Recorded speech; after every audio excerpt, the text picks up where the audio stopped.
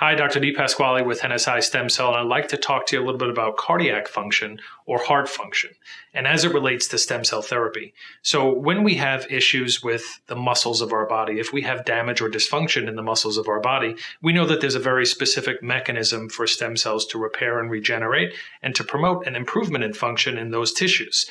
The heart is no different. The heart is a form of muscle. It's cardiac muscle, a little bit different than skeletal muscle and smooth muscle, but it is a muscle nonetheless.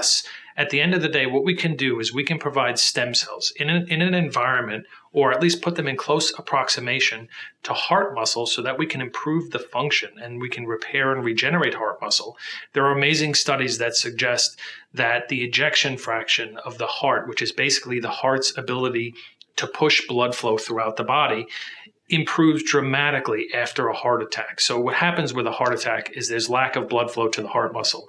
It becomes damaged. And as a result, it's very difficult to get that back. So in terms of long-term quality of life and disability, after a heart attack, that's where it lies. Patients become fatigued. They don't have the ability to get blood to their extremities or to the rest of their body in the way that they could prior to the heart attack. What we see now in the literature is when we inject stem cells intravenously, because first pass is through heart and lungs, we can greatly and dramatically affect the heart muscle and improve it to a degree that we've never seen in the past.